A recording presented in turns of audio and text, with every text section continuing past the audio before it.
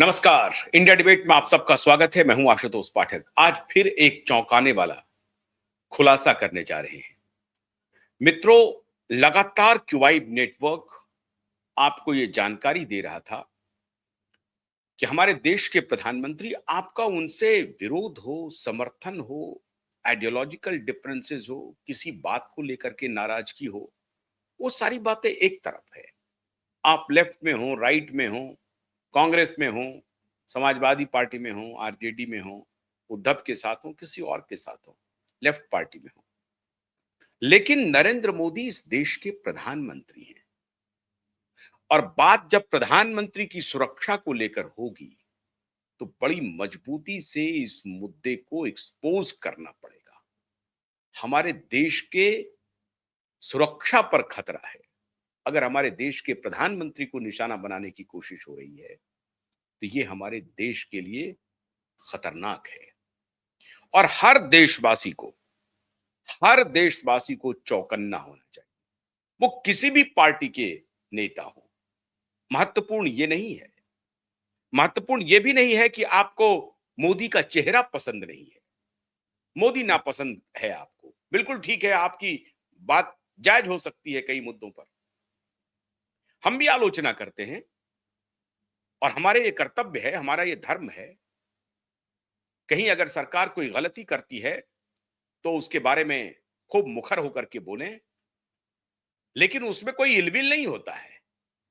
हम कोई राजनीतिक एजेंडे से काम नहीं कर रहे होते हैं। हम साफ साफ तथ्यों को सामने रखते हैं और कहते हैं कि ये गड़बड़ी है, इसको दुरुस्त कीजिए। क्योंकि हम कोई पॉलिटिकल पार्टी नहीं है जो आपका सही काम भी होगा तो भी हम मोर्चा खोले रहेंगे कि नहीं नहीं नहीं नहीं, ये तो गलत काम हो रहा है। ऐसा हमारा इरादा नहीं होता है। हमारा इरादा हमेशा होता है कि कहीं कहीं कोई अगर गड़बड़ी हो रही है तो उसको जरूर प्रकाश में संज्ञान में लाया जाना चाहिए। आपसे थोड़ी देर बाद आप देखेंगे एक बहुत बड़ा खुलासा हम करने जा रहे हैं।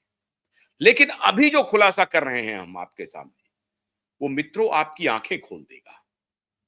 याद कीजिए वो दौर जब हमारे देश में एक पूरा गैंग, पूरा एक इकोसिस्टम लगातार सोशल मीडिया पर, टेलीविजन चैनल पर आर्टिकल्स लिख करके, प्रिंट मीडिया में, डिजिटल मीडिया में, सैटेलाइट मीडिया में, रेडियो में, जहां उनको मौका मिलता था, चौक चौराहों पर, नुक्कड़ों पर, जहां उनको मौका मिलता था, एक ही बात दोहराई जाती थी, प्रधानमंत्री मणिपुर क्यों नहीं जा रहे हैं? मणिपुर जल रहा है, प्रधानमंत्री मणिपुर नहीं जा रहे। मणिपुर में आग लगी हुई है, प्रधानमंत्री नीरो बन गए हैं। फ्रांस जल रहा है, नीरो बंसी बजा रहा है। प्रधानमंत्री को नीरो तक कह दिया गया। ये मणिपुर में आग लगी हुई है, दो समुदायों के बीच में हिंसक झड़पें हो रही हैं, खून की नदियां बह रही हैं, मैतेई और दूसरे ट्राइबल समुदाय के बीच में, कुकी के बीच में। लेकिन प्रधानमंत्री मणिपुर नहीं जा रहे। प्रधानमंत्री को मणिपुर ले जाने की पूरी योजना थी, साजिश थी, गहरी साजिश थी।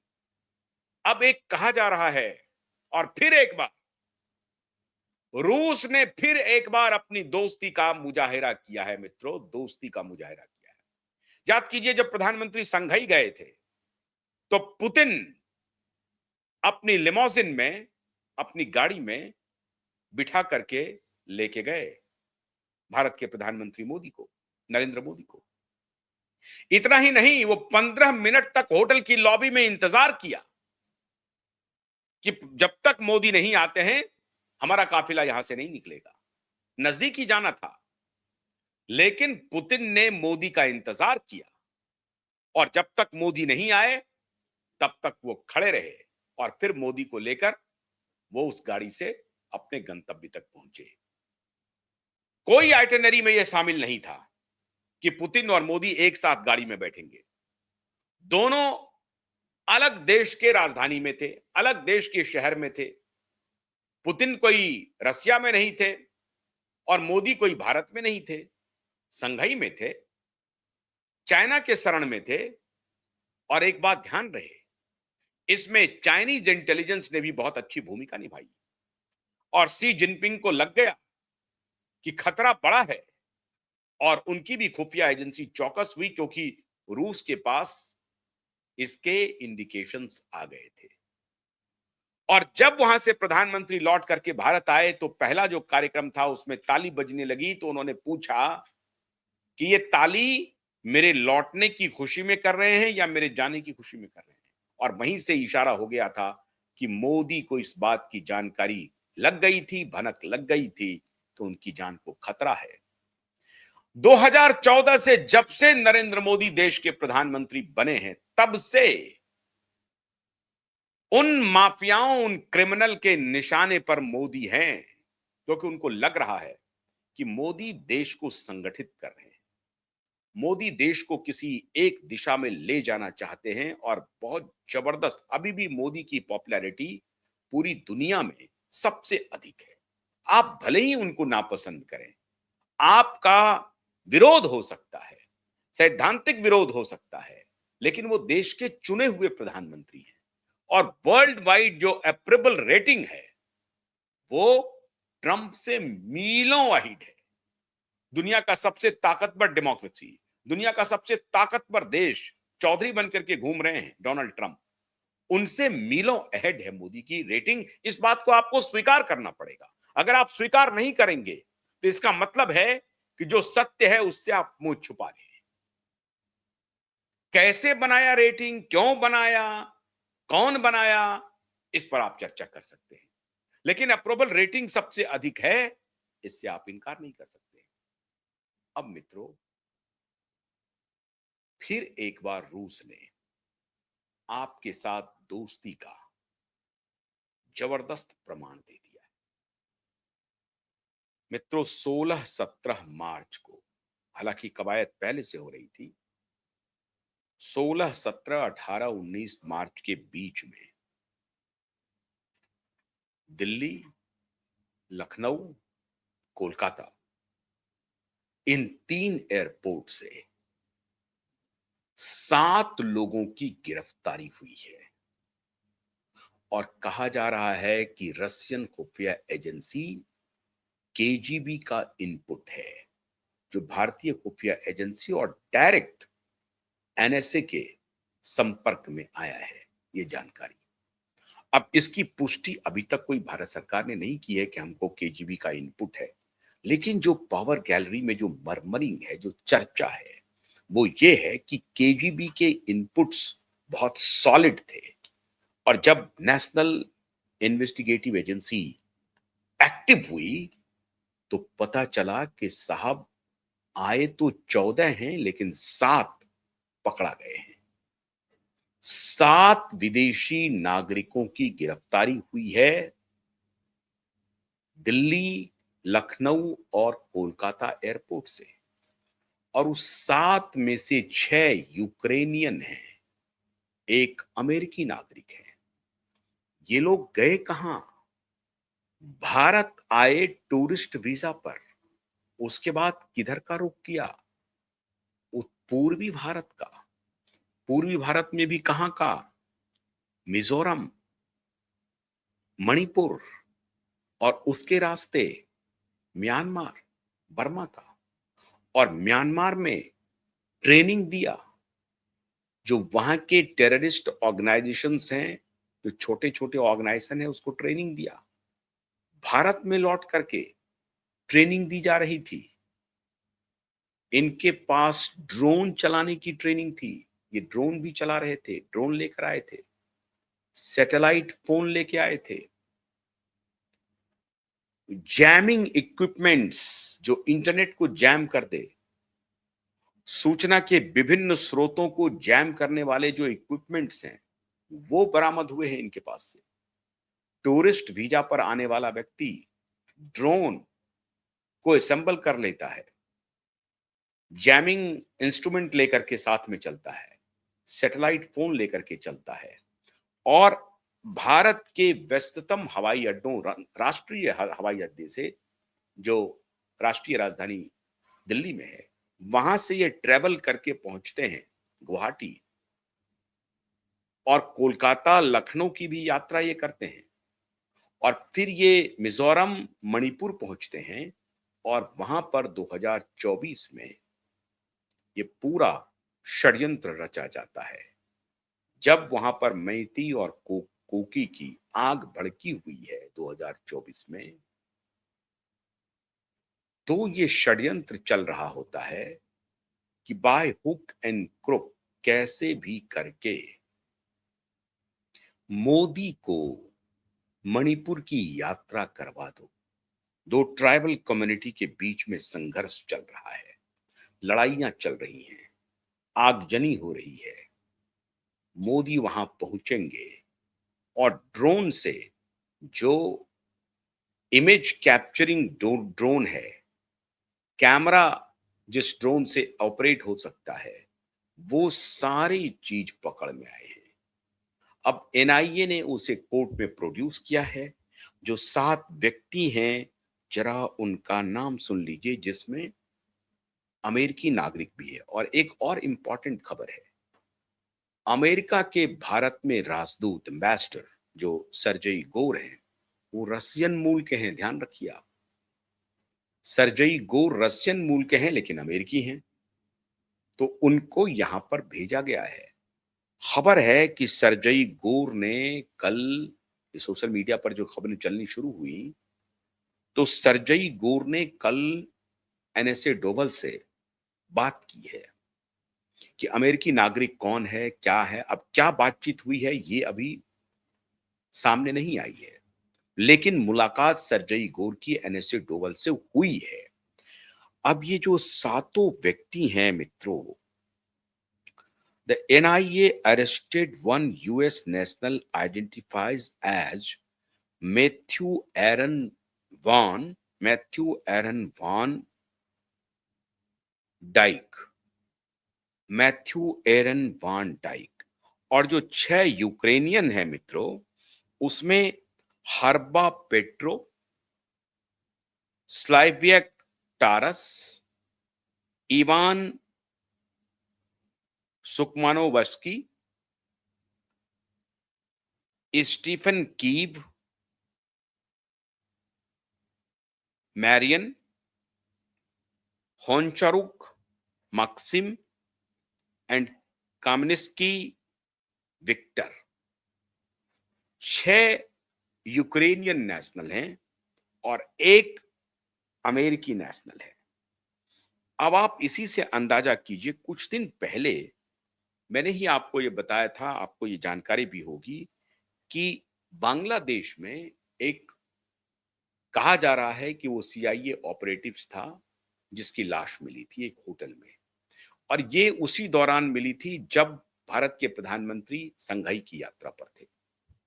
कहा जा रहा है कि बांग्लादेश में बहुत बड़ा सीआईए का ऑपरेटिव्स है जो पूरे ईस्टर्न स्टेट्स को पर नजर बनाए हुए है। लेकिन मित्रों, अब तो कहानी ये है कि ये जो सभी 7 पकड़ाए हैं, टोटल कहा जा रहा है कि 14 लोग हैं, जिसमें 7 लोग अभी म्यांमार में हैं, बर्मा में फंसे हुए हैं। बर्मा में फंसे हुए नहीं है, बर्मा में कैंप कर रहे हैं। वहां पर इंसर्जेंट ऑर्गेनाइजेशंस को ट्रेनिंग दे रहे हैं कि कैसे आगजनी की जाए, कैसे जो सरकारी संस्थान है उसके खिलाफ दंगा भड़का सकें, माहौल बना सकें, दंगों में समाज को झोंक सकें। पुलिस के खिलाफ ऑपरेशन कैसे करना है, सरकार के खिलाफ ऑपरेशन कैसे करना है, मंत्री, मुख्यमंत्री, प्रधानमंत्री अगर आवे तो उनके खिलाफ कैसे अटैक करना है, इस सब की ट्रेनिंग और पूरी रणनीति बनाई जा रही थी इन 7 के द्वारा।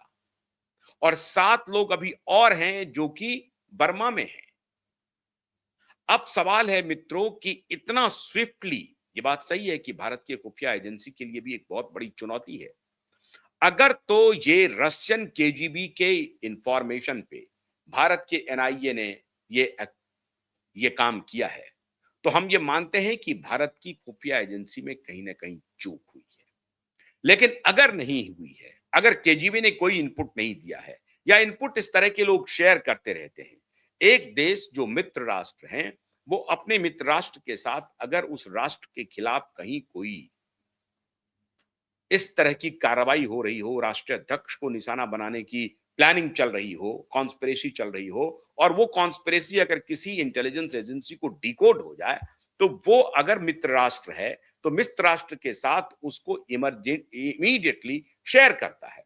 याद कीजिए, जब राष्ट्रपति प्रधानमंत्री राजीव गांधी के बारे में कहा जा रहा है कि फिलिस्तीन के हमास के सर्वे सर्वा यासर अराफात ने जानकारी पहले दे दी थी कि प्रधानमंत्री राजीव गांधी पर हमला हो सकता है, इसकी तैयारी हो रही है। इनपुट पहले से था, लेकिन उन्होंने इग्नोर किया इस बात को।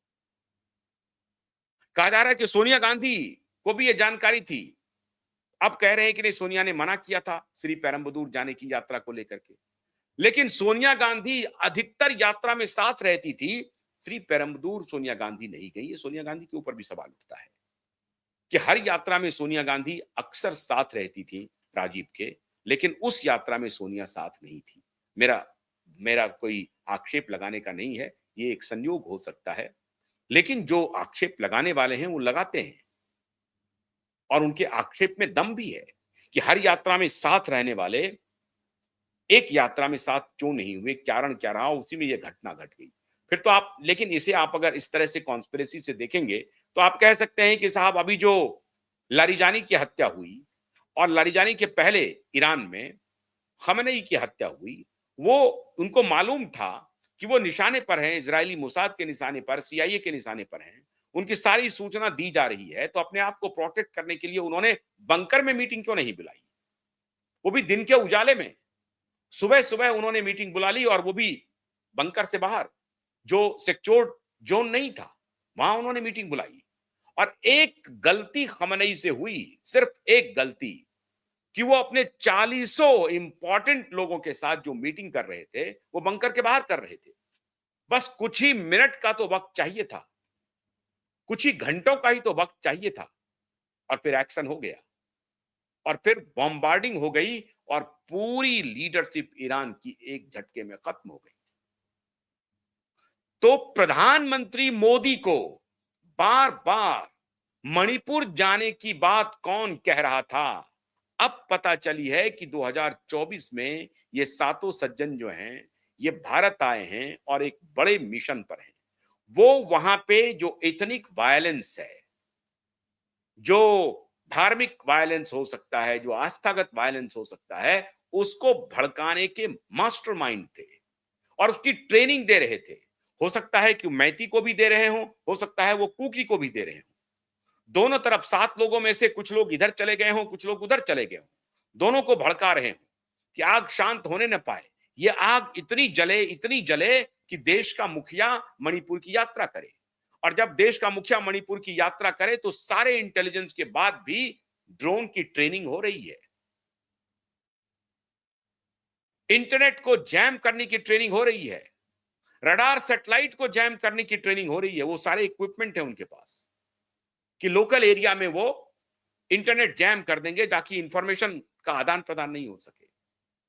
उस इलाके में अगर कोई और विशेष सूचना, जो इस तरह की इलाके होते हैं, कम से कम इंसर्जेंट के, और वहां किसी राज्य का, किसी देश का मुखिया ट्रैवल कर रहा होता है, तो सिक्योरिटी एजेंसी नीचे से लेकर के, मतलब फर्श से लेकर अर्श तक, जमीन से आसमान तक, पूरी तरह से उसे सिटाडल में बदल देता है, एक फोर्ट्रेस के रूप, एक फोर्ट के रूप में बदल देता है, और वो उस किले में आप प्रवेश नहीं कर पाते हैं, ना तो हवा से और ना ही जमीन से।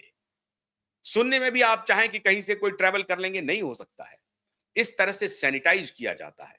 इसका मतलब है कि एनआईए को, एनएसए को, राव को इस बात की भनक थी कि जो लोग ये कह रहे हैं कि प्रधानमंत्री यात्रा क्यों नहीं कर रहे हैं, प्रधानमंत्री का दिल पसीज नहीं रहा है, वहां खून की नदियां बह रही हैं, दो समुदाय आपस में जल रहे हैं, लड़ रहे हैं, एक दूसरे को काट रहे हैं, प्रधानमंत्री के सीने में कौन सा दिल है?